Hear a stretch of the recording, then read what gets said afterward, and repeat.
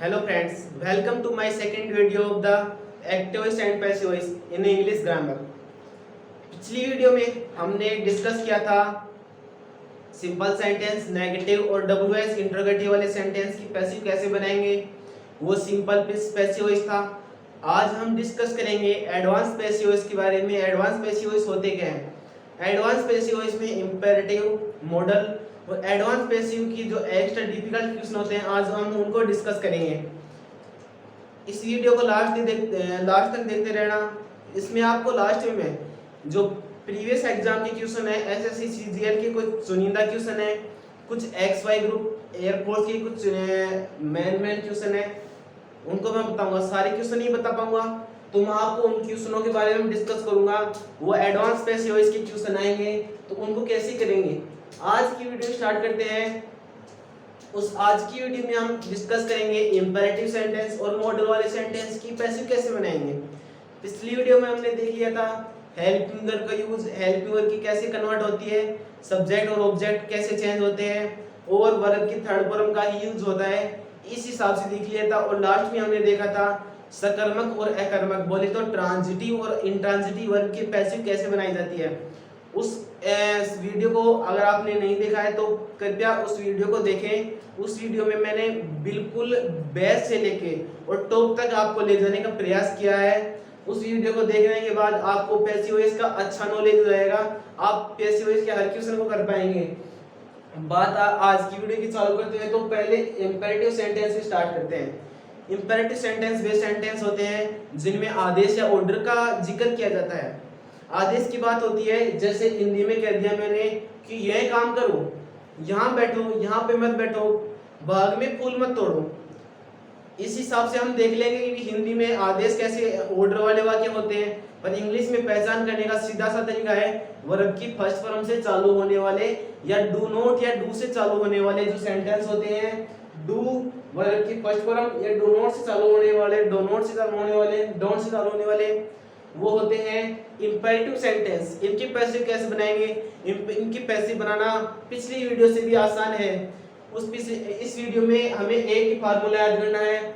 Imperative sentence को late से चालू करना है, ऑब्जेक्ट लिखना है, बी ऑब्जेक्ट के बाद बी और वर्ब की थर्ड फॉर्म का यूज करना है। उसके बाद अगर आपके पास कुछ एक्स्ट्रा बच रहा है तो उसको भी ऐड कर सकते हैं, और नहीं है तो कोई दिक्कत नहीं है। Do this work, do this work verb की फर्स्ट फॉर्म से चालू होने वाला इंपेरेटिव सेंटेंस है। बिल्कुल इसकी पैसिव सीधी सी है, लेट से चालू करेंगे, लेट के बाद object plus be plus verb की थर्ड फॉर्म।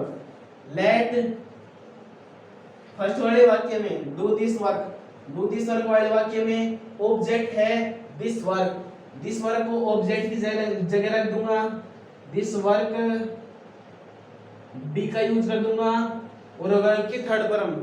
अब डू यहाँ पे वर्ब है, वर्ब की फर्स्ट फॉर्म, इसकी थर्ड फॉर्म है डन, तो यहाँ पे आ जाएगा let this work be done. इसकी पैसिव बिल्कुल क्लियर हो जाएगी।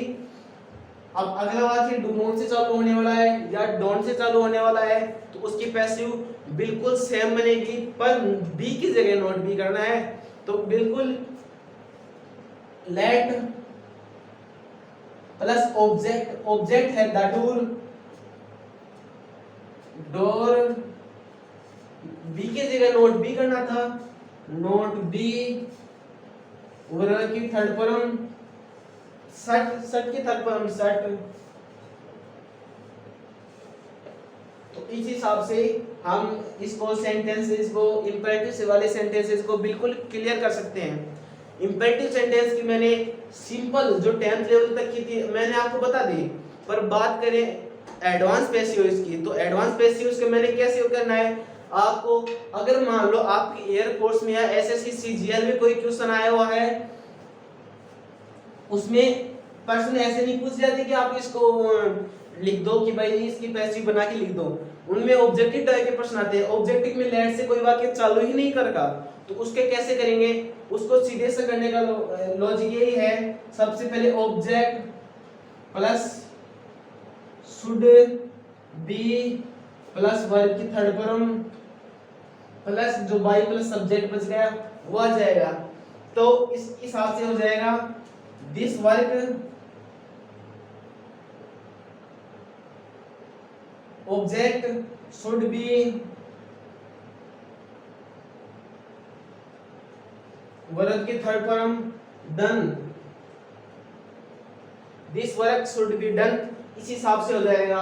अब मान लो अगले मैं आपको सेंटेंस एक और बताता हूं, उसमें ऑब्जेक्ट प्लस शुड बी था तो शुड नॉट भी हो जाएगा, तो should not B plus verb की थर्ड फॉर्म और प्लस जो एक्स्ट्रा सामान बच गया अपने पास वो आ जाएगा, इसका आ जाएगा द डोर शुड का should not B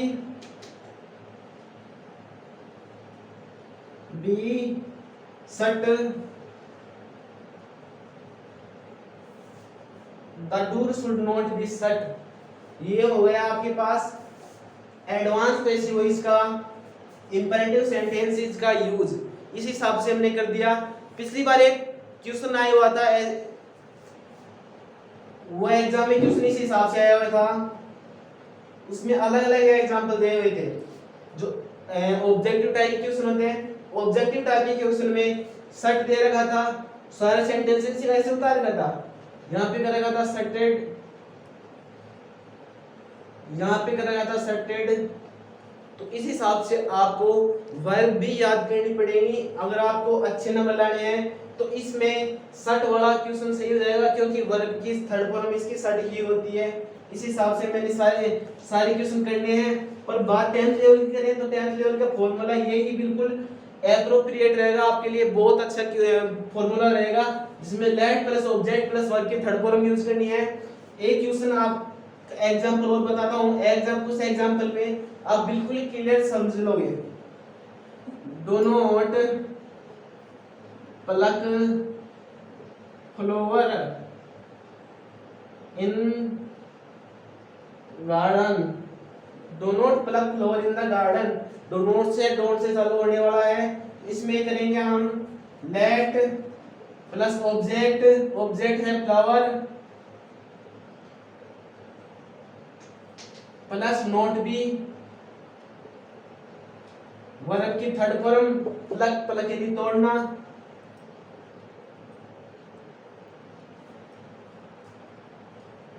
late flower not be plucked, बचा सेंटेंस है इन गार्डन एटीसी में। इसी हिसाब से आपके पैसिव वॉइस के सारे क्वेश्चन सॉल्व हो जाएंगे। अगर आपको शुड या शुड नॉट बी का यूज करना है तो वो करेंगे आप कैसे, डू नॉट उसमें सब्जेक्ट चालू करना था ऑब्जेक्ट से, flower object plus should not be flower be plucked, flower should not be plucked in garden. अब आपके दिमाग में क्वेश्चन आ रहा है कि इसमें सब्जेक्ट कौन से होते हैं। इंपेरेटिव सेंटेंस में सब्जेक्ट, अब पहली बात तो देखो मैं अगर यूज करना है तो यहाँ पे बाय यू का यूज कर सकता हूँ मैं, क्यों?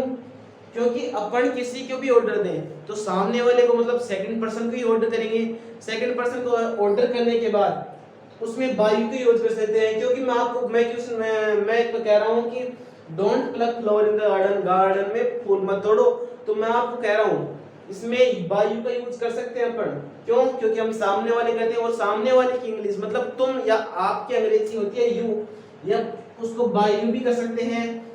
और इस लेट से भी मैंने बता दिया कि let the flower not be plucked in the garden. इस हिसाब से आपका ये भी क्वेश्चन हो जाएगा। एक एग्जांपल है tell the truth,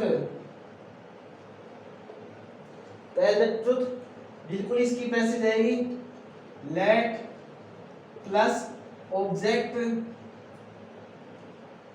the truth be third form told. Passive voice में आपके एग्जांपल हो गए, पर मैं आपको ऐसी स्पेशल पॉइंट में आपको बता रहा हूं उसकी इंपेरेटिव सेंटेंस में उनकी पैसिव नहीं बनती है। वही बात आती है ट्रांजिटिव और इंट्रांजिटिव वर्ब की। ट्रांजिटिव और इंट्रांजिटिव वर्ब कौन सी होती हैं?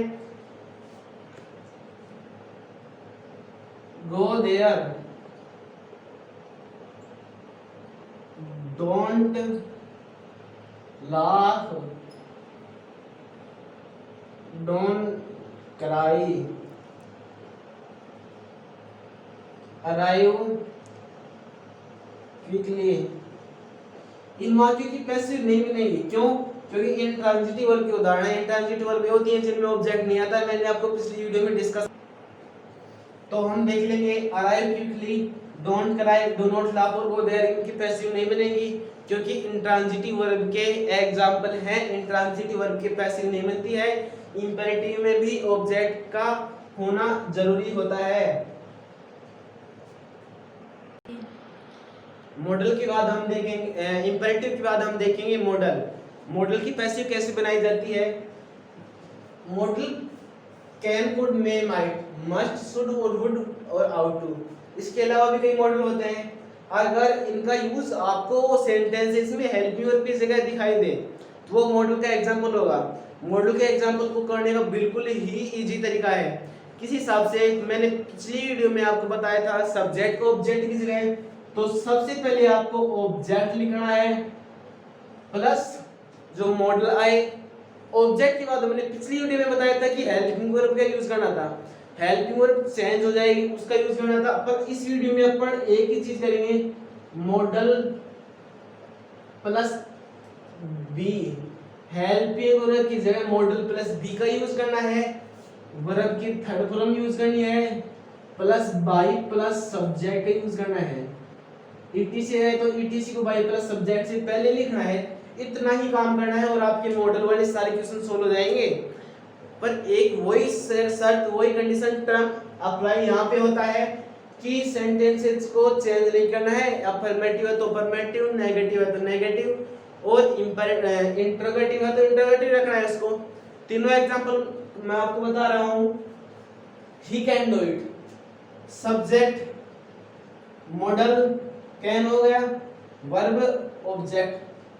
रूल से करेंगे तो सबसे पहले ऑब्जेक्ट आना चाहिए, इट हो जाएगा इट मॉडल प्लस बी। जो भी मॉडल आए आपको उसमें बी ऐड करना है और कुछ नहीं करना। कैन आ गया, इट कैन बी हो गया। वर्ब की थर्ड फॉर्म यूज करनी है। इस फॉर्मूले का आप राइट डाउन कर सकते हैं। वर्ब की थर्ड फॉर्म डू, डू की थर्ड फॉर्म होती है डन। और ही का हो जाएगा by him. He, it can be done by him. ये आपका सेंटेंस बिल्कुल इजी है।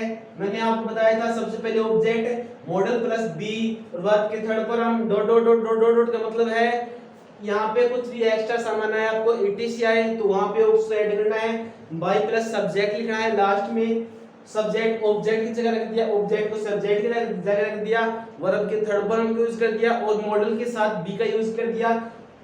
अब अगला एग्जांपल है इंटरोगेटिव का। इंटरोगेटिव को मतलब मैंने क्वेश्चन पूछ लिया कि कैन एवरीवन कुक फूड, क्या हर व्यक्ति, हर आदमी खाना पका सकता है? मैंने क्वेश्चन पूछ लिया तो इंटरोगेटिव है। इंटरोगेटिव को इंटरोगेटिव में ही चेंज करना है। कैसे चेंज करेंगे? बिल्कुल इजी है। कैन का कैन भी हो जाएगा, कैन बी। फूड का ऑब्जेक्ट सबसे पहले हेल्पिंग वर्ब है मतलब मॉडल है प्लस सब्जेक्ट, तो अपने को मॉडल प्लस सब्जेक्ट लिखना है। सब्जेक्ट ऑब्जेक्ट हो जाएगा, कैन एवरीवन फूड आ जाएगा यहाँ पे। पर मैंने पिछली वीडियो में भी बताया था आपको कि जो दो हेल्पिंग वर्ब एक साथ नहीं आ सकती तो उनको अलग अलग लिख देंगे। दो हेल्पिंग वर्ब अगर इंटरोगेटिव और नेगेटिव में आती है तो उनको साथ में लिखते हैं, उनको अलग अलग लिखते हैं। तो कैन फूड बी ऑब्जेक्ट हो गया। ऑब्जेक्ट के बाद मैंने बी का यूज कर दिया। वर्ब की थर्ड फॉर्म, कुक की third form cooked bye everyone.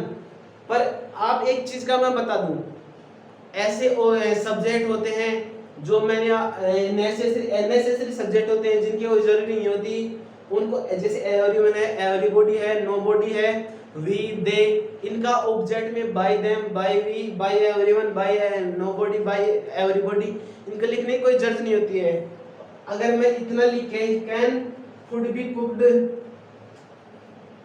तो ये बिल्कुल ये भी आपका सेंटेंस करेक्ट है। इस हिसाब से बनाओगे तो भी आप बाय अवेलेबल लिखने की जरूरत नहीं है। मैंने आपको सेंटेंस बिल्कुल इजी बता दिया। कैन का कैन भी हो गया, वर्ब की थर्ड फॉर्म लिख दी, फूड का ऑब्जेक्ट की जगह सब्जेक्ट के रूप में यूज कर लिया। नेगेटिव सेंटेंस बताता हूँ। नेगेटिव सेंटेंस है you must not park when here, आप यहाँ पे अपनी गाड़ी को पार्क नहीं कर सकते हैं। तो इसका हो जाएगा मस्ट का मस्ट नोट बी हो जाएगा। जो व्हेन है वो सब्जेक्ट की जगह सब्जेक्ट ऑब्जेक्ट की जगह आ जाएगा, बाय का यूज हो जाएगा, प्लस बाय हियर का हियर आ जाएगा, वर्ब की थर्ड फॉर्म का यूज हो जाएगा। बिल्कुल इजी हो जाएगा। When must not be parked, when must not be parked by you, here आ गया तो here बीच में आ जाएगा by you से पहले। ये आपका मॉडल वाले सेंटेंस आपके बिल्कुल क्लियर है। मॉडल वाले सेंटेंस कैसे भी आए आप उन सारों को बिल्कुल कर सकते हो। 3। हाँ तो दोस्तों अब बात आती है एडवांस पैसिव वॉइस के कुछ एग्जांपल्स की जो प्रीवियस एग्जाम में क्वेश्चन आए हैं। मैं आपको उन एग्जांपल को पुट आउट करके मैं आपको बताऊंगा कि उन क्वेश्चनों की पैसिव वॉइस कैसे बनाई जाती है। पहला क्वेश्चन है व्हाट एज्यूम्ड यू, हिंदी होती है इसकी कि किसने आपको अचंभित किया। सब्जेक्ट इसमें नहीं दे रखा है, सब्जेक्ट की जगह अपने को ऑब्जेक्ट भी लिखना है। शर्त ये भी है यू ऑब्जेक्ट है, वर्ब की थर्ड फॉर्म आ जाएगी, एज्यूम्ड ही थर्ड फॉर्म आ जाएगी। तो इसमें आपको सब्जेक्ट नहीं दे रखा है, सब्जेक्ट को भी तो इसमें व्हाट मतलब किसने, इसमें व्हाट को मैं सब्जेक्ट मानूंगा। तो भाई इसमें WH सेंटेंस है तो WH को मैंने WH में कन्वर्ट करना है, WH को WH में कन्वर्ट करूंगा। पर मैं व्हाट को भी अगर मैं सब्जेक्ट में बदलना चाहता हूं तो इसकी हो जाएगी बाय व्हाट। अब एज्यूम्ड वर्ब की सेकंड फॉर्म है, वर्ब की सेकंड फॉर्म चेंज होती है वाज वर्ब प्लस वर्ब की थर्ड फॉर्म में।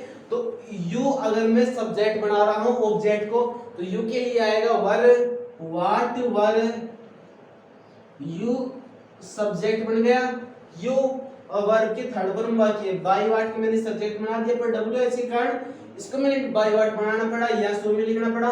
Were you assumed, by what were you assumed इसकी पैसिव बन जाएगी। अगला आता है क्यूनेन टेस्ट बीटर। ये ऐसे सेंटेंस होते हैं जिन्हें मतलब सत्य सेंटेंस कहा जाता है, ट्रुथ सेंटेंस कहा जाता है। मतलब क्यूनेन का जो स्वाद होता है वो कड़वा होता है। ऐसे सेंटेंस बिल्कुल कड़वा ही होता है, उसका हम मीठा नहीं कर सकते। क्यूनेन एक दवाई होती है, औषधि होती है, तो उसका स्वाद कड़वा होता है। इन सेंटेंस को मैंने ऐसे नहीं बना सकता कि बीटर को इसमें मैं और सब्जेक्ट नहीं बना सकता। तो कड़वा स्वाद हुआ जाता है क्यूनेन के द्वारा, तो ऐसे सेंटेंस गलत हो जाएगा। तो इन सेंटेंसेस को हम बनाएंगे हिंदी में। मैं आपको बताऊं तो उसकी पैसिव हो जाएगी कैसे, क्यूनेन कड़वा है जब इसे चखा जाता है। जैसे एक एग्जांपल है रसगुल्ला मीठा है जब इसे चखा जाता है। इस हिसाब से पैसिव अगर बनाएंगे तो इनकी पैसिव हो जाएगी quinine is bitter when it is tested, जब इसे चखा जाता है। व्हेन इट इज टेस्टेड, वही रसगुल्ला मीठा है जब इसे चखा जाता है। व्हेन इट इज टेस्टेड ये इसकी पैसिव हो जाएगी, ये सिंपल हो जाएगा। उसी तरह rasgulla is sweet when it is tested. Last में जाएगा इट को मैंने यहाँ पे सब्जेक्ट बना दिया, इट इज टेस्टेड स्वाद होता है। इसी हिसाब से हम इनको बनाएंगे। अगले सेंटेंस आते हैं थोड़ा एक्स्ट्रा लेवल के सेंटेंस को कैसे बनाएंगे भाई? ऐसे वाक्य सेंटेंस के होते हैं जिनमें दो वर्ब आती हैं। अब इस वाक्य में दो वर्ब हैं, इस एक्सपेक्ट्स टू हेल्प, एक्सपेक्ट आशा करना, हेल्प का अर्थ होता है सहायता करना। वह उसके दोस्त से आशा करता है उसकी सहायता किए जाने की। अगला मैंने एक एग्जांपल बता दिया, he asked me to go there, उसने मुझसे कहा टू गो देयर, वहां पे जाने के लिए। तो इन सेंटेंसेस को मैं बताऊंगा। इस सेंटेंस में दो प्रकार की कंडीशन होती है। पहली वर्ब की कंडीशन होती है वर्ब की फर्स्ट फॉर्म प्लस ऐसे ही ऐसे, वर्ब की फर्स्ट फॉर्म आने पर, और एक होती है वर्ब की सेकंड फॉर्म आने पर। इसी तरह वर्ब की सेकंड फॉर्म, एक तो मैंने सब वर्ब किया गई और एक वर्ब आ गई लिव एंड छोड़ना। इस सेंटेंस में दो वर्ब हैं, पर दोनों वर्बों के बीच में एक ऑब्जेक्ट अगर पाया जाता है तो उन सेंटेंसेस को अलग तरीके से किया जाता है। पहला रूल होता है वर्ब के फर्स्ट फॉर्म में ऐसे यस के लिए, उनके लिए अगर किया जाता है तो हम करेंगे ही एक्सपेक्ट। इसका यहाँ पे जो है वर्ब की फर्स्ट फॉर्म प्रेजेंट हो रहा, तो इसको इसी तरह लिख के, और बाकी के जो है ये टू का टू बी में बदल के, और हेल्प का हेल्प वर्ब की थर्ड फॉर्म हो जाएगी। तो इसका हो जाएगा ही एक्सपेक्ट्स टू बी हेल्प्ड। इतना ही क्वेश्चन में पिछली साल के क्वेश्चन में इतना ही आया था, ही एक्सपेक्ट टू बी हेल्प्ड। तो इसी हिसाब से अपन इसी क्वेश्चन को कर लेंगे। और अगर एक क्वेश्चन है women likes man to flatter them, महिलाएं पसंद करती हैं फ्लैटर करने के लिए पुरुषों को, तो उसकी भी हो जाएगी वुमेन लाइक्स, तो उसकी वुमेन लाइक्स हो जाएगी to man to flatter them, तो उसकी रहेगी to be flattered. Women likes to be flattered verb की फर्स्ट फॉर्म ऐसे आने पर सेकंड कंडीशन की जब बात करते हैं तो हो जाती है आई सा हिम लिविंग हाउस, मैंने उसे देखा लिविंग हाउस घर छोड़ते हुए, या आई आस्क्ड मी, तो मैं बाकी के एक सेंटेंस को अलग कर लेता हूं जिसकी पैसिव बनानी है। वो शुरू का जो सेंटेंस होता है उसको मैं अलग करके बाकी सेंटेंस को एज टू एज लिख दूंगा। और जैसे ये शुरू का है एज टू एज लिख दीजिए, इसके लिखने के बाद में इसकी पैसिव बना देते हैं, बाकी ईटीसी में इसका यूज कर लेते हैं। ईटीसी में इसका यूज करने के बाद आई सा हिम इसमें ऑब्जेक्ट, ही का ऑब्जेक्ट, सी का हिम का सब्जेक्ट हो जाएगा ही। सा वर्ब की सेकंड फॉर्म को वाज वर्ब प्लस वर्ब की थर्ड फॉर्म में चेंज करेंगे। ही वाज, ही के लिए वाज का यूज होगा। सा की third form seen, he was seen by me leaving the house, बिल्कुल सेंटेंस इस प्रकार से जाएगा। ये भी इसी प्रकार होगा, he was asked by him to go there, या बाय हिम को लास्ट में लिख सकते हैं, और ऐसे हो जाएगा। इस हिसाब से आपके सारे टेस्ट सेंटेंस हो जाएंगे। एक सेंटेंस बच गया did you send it, did you send it बिल्कुल इजी सेंटेंसेस है, ना इसमें कोई एक्स्ट्रा कुछ लगाना है अपने को।